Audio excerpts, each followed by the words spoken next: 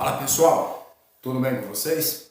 Bom, eu desejo que realmente possa encontrá-las aí todos e todas muito bem, né? Não só vocês como as famílias de vocês. E vamos continuar aí nossa jornada, né? Nossas aulas, né? Depois de 15 dias aí de férias, né? E sei que é um momento que a gente precisa ter um pouco mais de paciência, né? Ter um pouco mais de tranquilidade. Sei que não é fácil, né? Mas, né, o mais importante, né, é que todos nós estejamos aí, né, atentos, né, e possamos manter a nossa saúde, né, nossos familiares e as nossas próprias vidas, né, vidas seguras, né?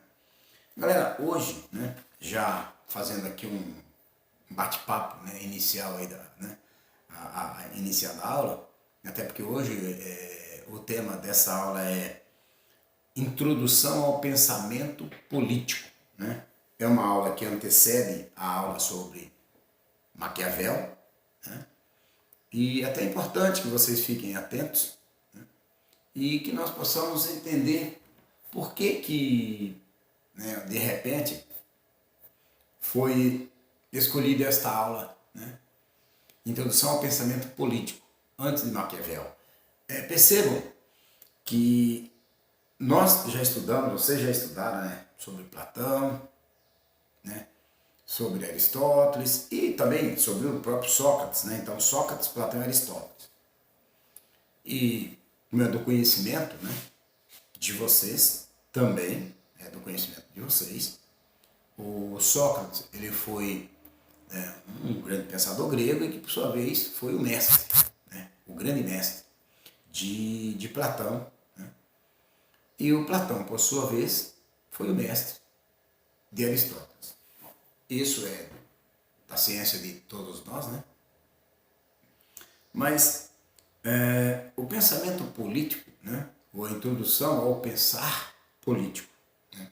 Pensar político ou pensar a política, né? O que será, né? Ou o que posso aqui eu dizer sobre política, sobre político. Veja, a ideia aqui, né, não é obviamente dissecar nenhum dos temas, até porque não tem que ter muita competência e habilidade para isso, né? E realmente, né, não tenho essa pretensão, longe disso. Mas vou trazer aqui para vocês, né, alguns dados, algumas informações, né? Umas são informações que vocês estarão aí tendo contato pela primeira vez e outras, com certeza, vocês já tiveram, né?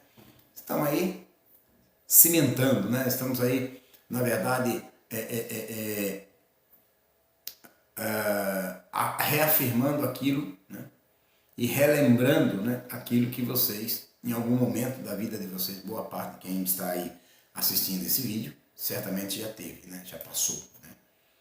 Ora, política, né?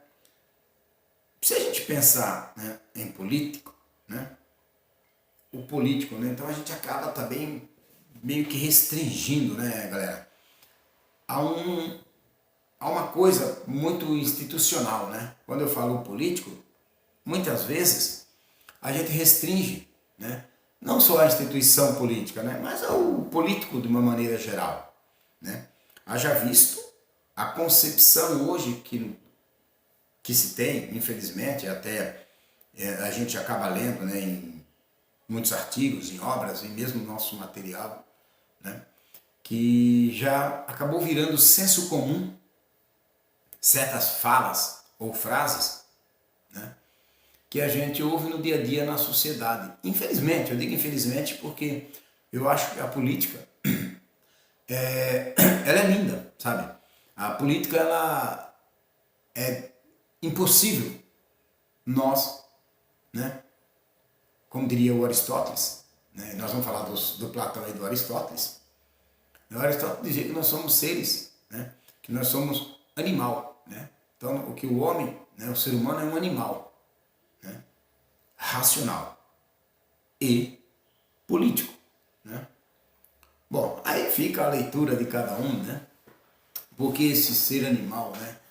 Porque racional, né? E acima de tudo, político. Por que nós somos um animal racional e político? Imagine nós, né? No momento que estamos vivendo hoje, vou fazer um rápido paralelo aqui, espero que eu não seja infeliz, né? Nessa minha colocação. Imaginemos os dias, né? Peguemos os dias de hoje, né? O que nós estamos vivenciando, né? Isso, claro, que não é um momento que há uma aceitação geral, né, do que está acontecendo, mas de uma forma ou de outra a gente vê aí a Organização Mundial da Saúde, né, nos alertando a todo momento para termos cuidado, muito cuidado, né, ao transitarmos, né, pelos bairros, pela cidade, pelos lugares. De preferência, não sairmos, né? Portanto, estamos vivendo aí uma tal de quarentena. Em alguns, a gente lê aí, chega a 50%, não chega a 50%, chegou a 60%, e aí os números, né? Existe toda uma política, né, em relação a esses números. Uns falam, esses números são falsos, esses números estão muito abaixo, outros estão muito acima. Enfim, a gente acabou entrando numa guerra de números, de dados, de informações. E o pior de tudo isso é que muitas vezes a gente não sabe, né, quais são realmente os dados ou os números que estão realmente, né, sendo apresentados e que são verdadeiros. Mas, obviamente, que pela nossa percepção de mundo, a gente entende o que é possível e o que não é possível está acontecendo. Mas há uma guerra, né? Há uma forte tendência, né, a uma politização da situação. E em dado momento a politização ela pode nos servir, né? Mas também ela pode ser, né, não nos servir, ela pode ser benéfica como pode ser maléfica. De repente se politizar de uma maneira, né, negativa, né, mentirosa, e você convencer uma comunidade, né, de uma determinada informação, né, e depois você descobrir que aquilo ali não deveria ter sido feito, porque nós estivemos, na verdade, muito mais a serviço de um projeto político, de um indivíduo ou de uma instituição, né? Então isso nos faz muito mal. Então quando a gente está falando aqui de política, nós vamos dar uma, né, viajada aí no tempo, vamos retornar ali à Grécia, né? Especificamente a Atenas, e vamos bater um papinho muito rápido com Platão e com, né, o Aristóteles, né? E dar uma chamadinha ali no Sócrates, né? A começar, né, quem foi o Sócrates, qual a importância dele, né? Aliás, esse tripé, né, de pensadores, de filósofos, tranquilamente é o tripé também de um pensamento ocidental, né? Certamente eles trouxeram, né, e deram uma grande base para aquilo que se pensa, que se fala, que se defende, né, que se conceitua, né, no mundo ocidental. E também foi muito lido, né, não só no Ocidente. Ora, quantas vezes, né, você, né, ou mesmo eu, nós já ouvimos que todos os políticos são iguais, né? Veja, não é o Derval que está falando, afirmando isso. Estou dizendo que a gente ouve, né? Inclusive nosso material traz isso, né? Todos os políticos são iguais. Professor, para mim é tudo a mesma coisa. Quantas vezes eu já não ouvi isso em sala de aula? Os políticos são todos iguais, né? Só pensam neles. Ou, Derval, a política corrompe. Veja, já não é mais o político. Agora é a política que corrompe o político, né? Ou que corrompe o cidadão, né? E um cidadão, um corrupto, um cidadão que passa a condição de corrupto, né? O corrompido ou o corruptor, ele pode ser considerado, ou pode, né, permanecer sendo, né, visto como um cidadão, né? Esse conceito de cidadania, né, lá na Grécia Antiga, né, o Platão ele vai falar, né,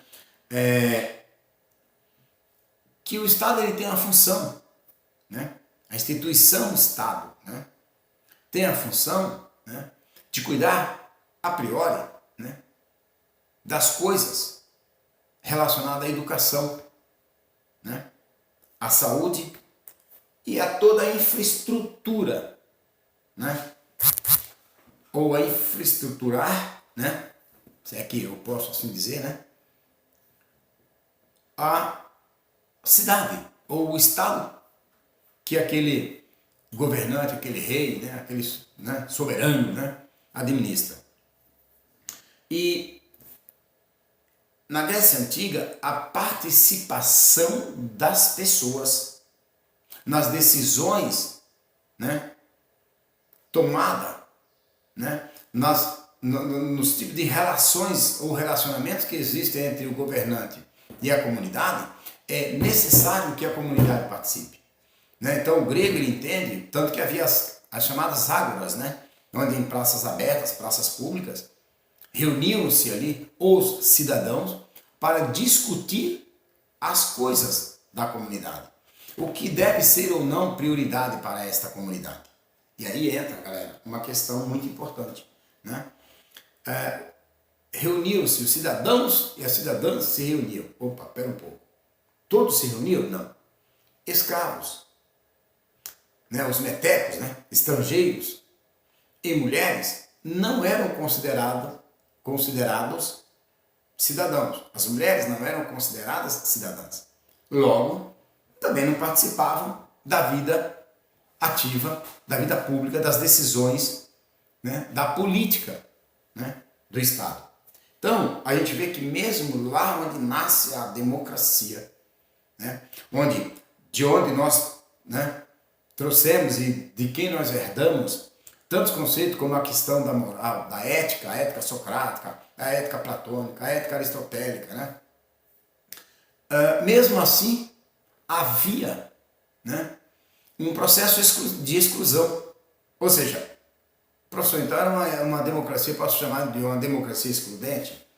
Né? Sim, eu chamo, eu acredito e inclusive eu defendo que era uma democracia, né, excludente, porque parte da comunidade do povo não participava por razões, né, conceituais ou por razões políticas, né, de interesses, né, pelo que eles representavam ou deixavam de representar.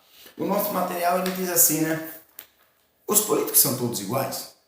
Minto, os políticos são todos iguais. A política corrompe.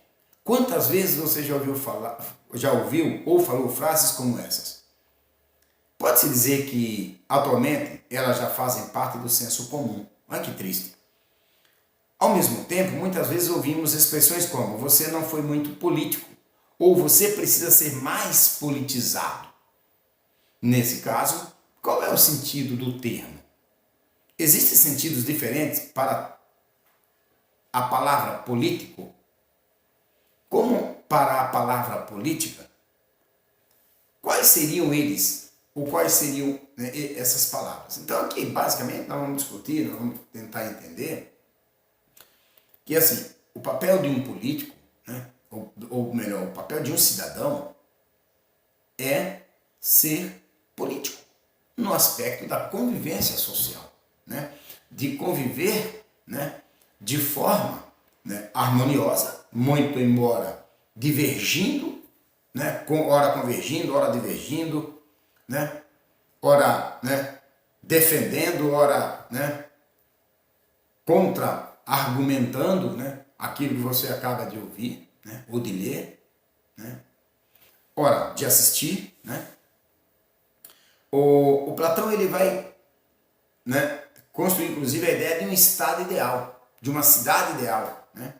Lembra-se quando Platão defendia que o estado, né, ideal ele precisa, né, de algumas mudanças e ele faz, na verdade, ele constrói uma metáfora com o corpo humano.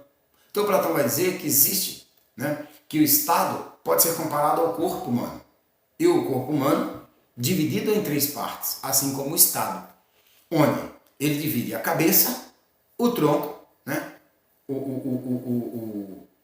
na verdade, o tórax, né, o peito e o baixo ventre, onde o baixo ventre, né, a cabeça seria a parte que pensa, né, portanto, o governante, portanto, a razão, logo, a sabedoria. A parte sábia do Estado está no governante.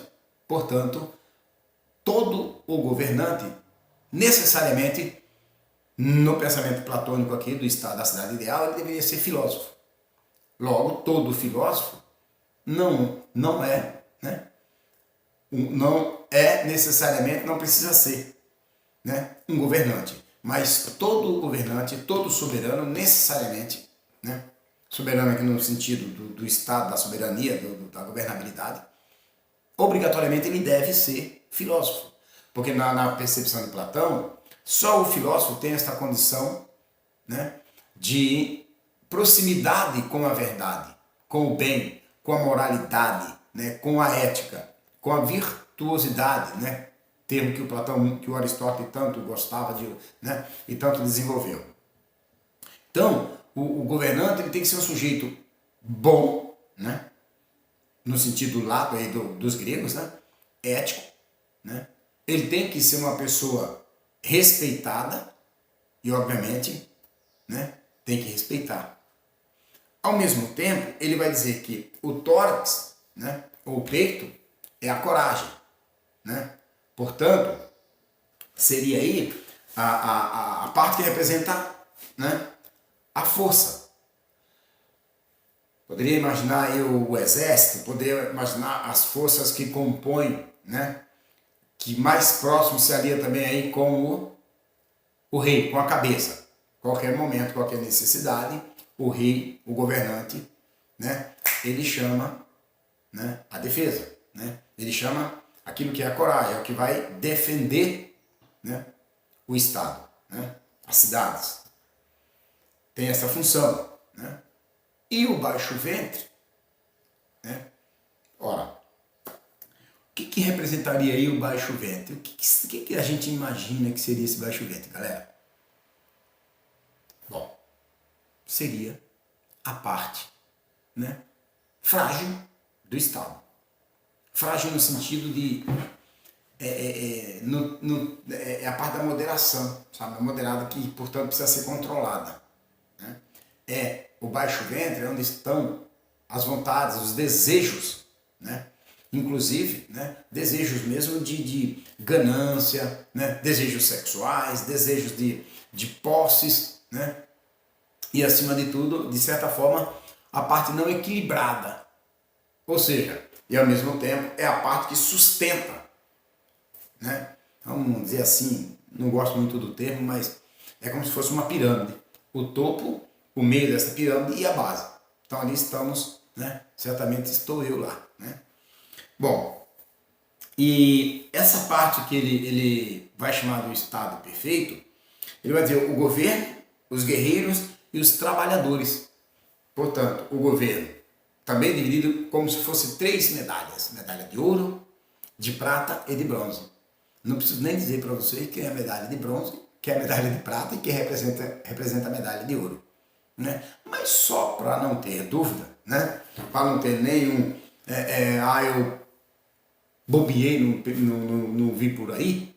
Obviamente que o ouro é a cabeça, é o rei, né? O tórax, né? A força, né?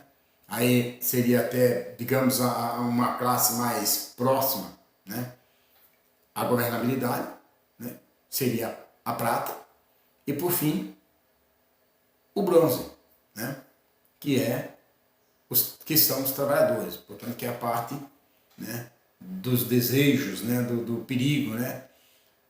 Ao mesmo tempo, o Platão, né, ele vai, né, dizer que na cidade-estado, né, ou na cidade, vamos dizer assim, na cidade ideal, a ideia de família, de comunidade, ela passa por algumas mudanças, né? Porque você já está dividindo isso em ouro, prata e bronze, ele está dizendo assim, também que existem determinados setores da sociedade que não vai chegar ao topo, né? Porque vai demorar tanto que não haverá tempo. E para governar tem que ser filósofo. Logo, né, imagine qual é a condição dada para a base da pirâmide, né, para a comunidade, né, para o baixo ventre se tornar um filósofo e logo também ter a condição de ascender a rei. Né? Difícil, hein? Só a gente vê os dias atuais. E se a gente pensar a política, né? Eu, político, pense nos dias de hoje. Como é que você está vendo a política no mundo? Os políticos no mundo? Né? Você deve estar pensando aí, professor, não precisa ir longe. Você nunca ouviu isso em casa? Não precisa ir longe. Né? Está aqui, ó, do nosso lado. Como é que está a política do nosso país? Independente, não vou nem entrar nessa questão, nesse método de convicções políticas, de convicções, de orientações, né, religiosas, políticas, nem devo, nem é papel do professor na sala de aula. Né? Cada um defende aquilo que acredita, mas é o que a gente fala, ao mesmo tempo o grego vai falar. Tenha cuidado com aquilo que você ouve, com aquilo que você reproduz. Né? Porque o grego ele tem horror à visão de mundo, né? Da doxa, né? Ou seja, da opinativa, do senso comum, né? A opinião, o eu acho, eu penso. Né? Mas, antes de uma visão de senso comum, nós temos que ter uma visão, né, pautada na condição epistêmica. Lembra-se dessa palavra? Né? Episteme, né? Portanto, uma visão mais apurada, né? Mais criteriosa, mais rigorosa, mais analítica, né? Vamos dizer assim, uma coisa mais científica, né? Uma coisa mais construída a partir de leituras e de diferentes fontes. Né? Antes de eu formular uma tese, uma ideia, eu busquei, eu bebi em fontes diferentes, não foi uma só. Né? Para ter cuidado, porque aquilo, né, o Marx vai falar, né, e tanto outros também vão falar que são da alienação. Né? Agora, que é outro termo também bastante complexo, que eu não vou entrar aqui, que vai dar briga. Né? Embora, né, isso acontece, a briga, as grandes discussões, quando a gente está em aula presencial. Né? E ao mesmo tempo, galera, onde é que entra o Aristóteles aí? Bom, o Aristóteles ele tinha uma visão muito pragmática da política. Né? E ele vai dizer assim, olha, a política ela tem a priori duas, né, funções. E diria ele também, tudo que existe ou que acontece na sociedade, na comunidade, né, tudo que nós fazemos tem uma finalidade. Portanto, a finalidade para o Aristóteles é fundamental, né, em tudo que a gente faz, em tudo que acontece. Né? Tanto ele vai dizer, por exemplo, o papel do Estado, né, é, né, de promover a justiça.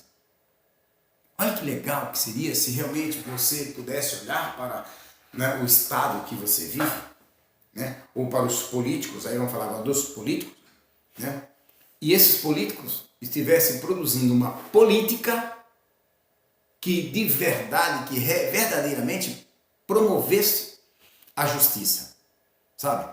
E aqui entendido por justiça, né, aquilo que o grego está buscando, que é o equilíbrio, a justa medida, como o próprio Aristóteles dizia. Não pode sobrar, exceder, mas também temos que fazer de forma que não falte, porque o que está sobrando lá pode estar faltando cá. E como eu achar o ponto de equilíbrio, né, desta balança? Né? Como eu trazer pelo menos mais próximo do outro? O Aristóteles vai dizer que é a busca da moderação, ou seja, da justa medida. É quando a gente vai buscar o que a gente chama de o equilíbrio. Né?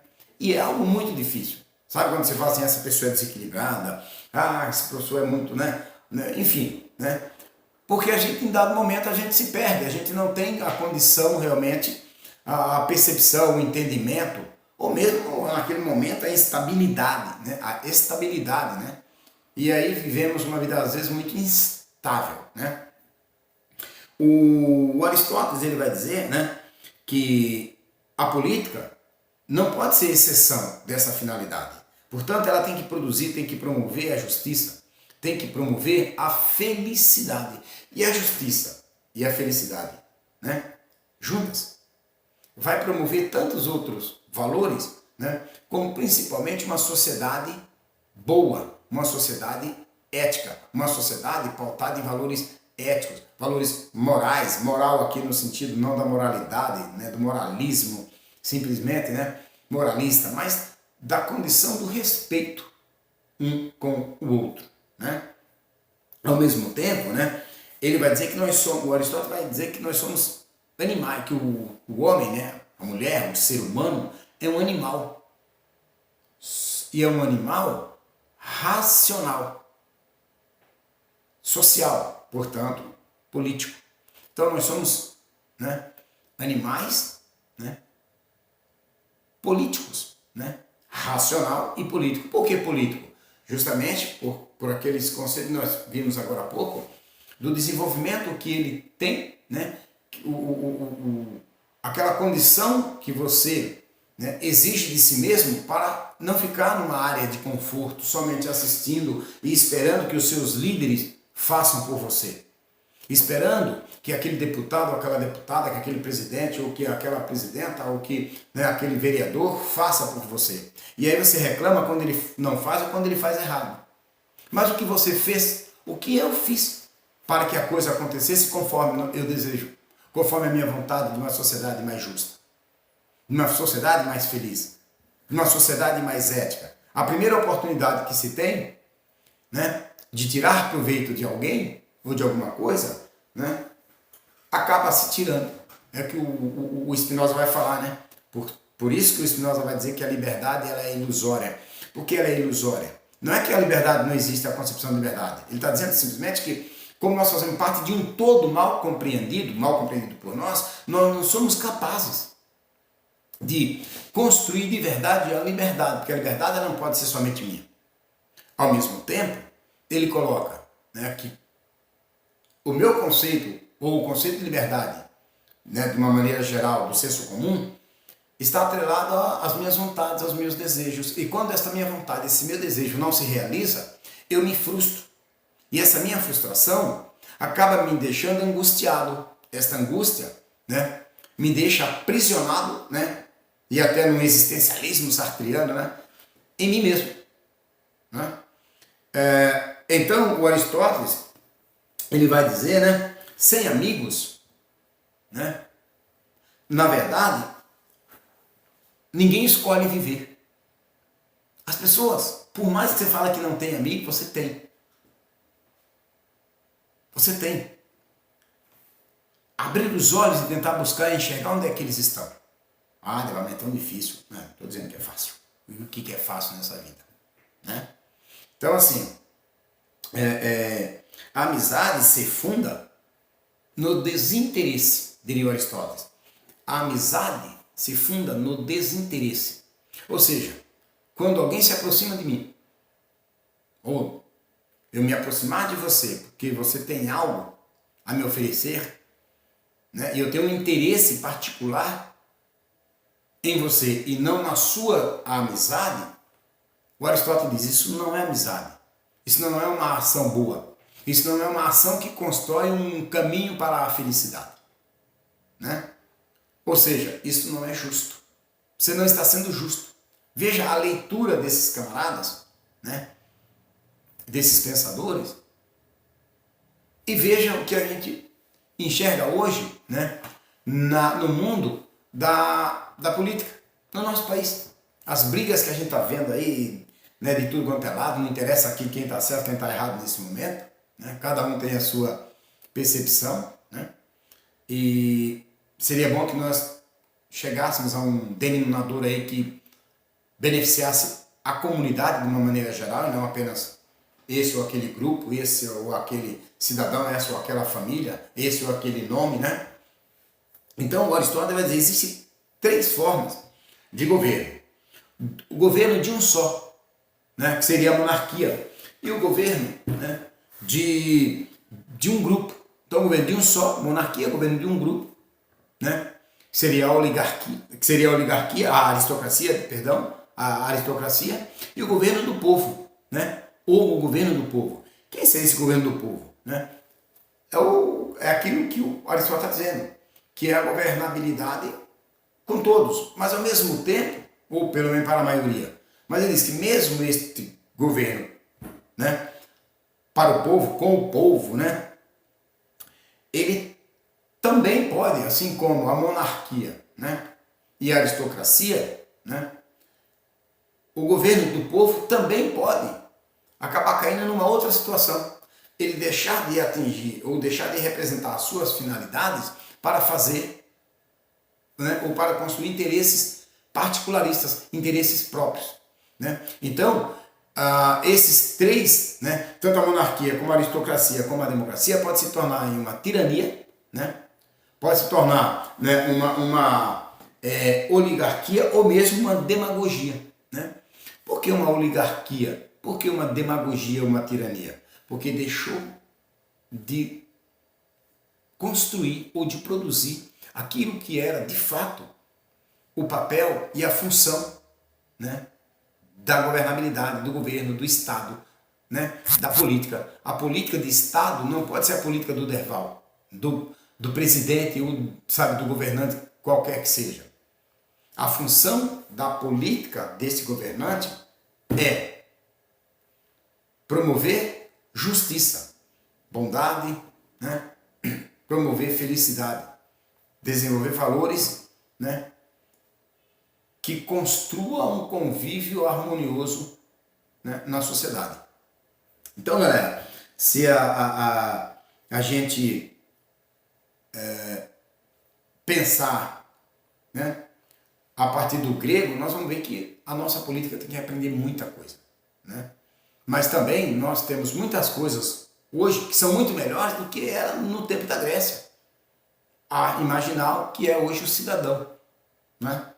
Hoje, né, quem hoje faz parte, né, é só observar a questão da escravidão, né, hoje os direitos que as mulheres, obviamente, né, não foi simplesmente dado a elas. Elas saíram para a luta, foram para o campo, estão aí a todo momento, felizmente, estão batalhando, estão lutando.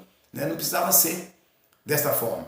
Né? Poderia ser realmente, se fosse uma sociedade justa, feliz, todos teriam direitos. Né? Pelo menos respeitado igualmente. Mas não é o que a gente vê. Bom, pessoal, eu agradeço aí, né, mais essa aula aí, espero poder ter contribuído de alguma forma para todos vocês, né, com todos vocês, né, com todas vocês. E vamos aí agora aguardar a próxima aula, vamos falar um pouquinho, né, talvez aí em 2 aulas, vamos falar sobre Maquiavel. E aí nós vamos entender onde é que Maquiavel entra com essa ideia de bondade, de justiça, de governo para todos, de governo, né, para o bem, né, o governo bom, né, essa visão ética, moral. Vamos deixar para cena para os próximos capítulos ou para as próximas aulas. Muito obrigado, galera. Até mais.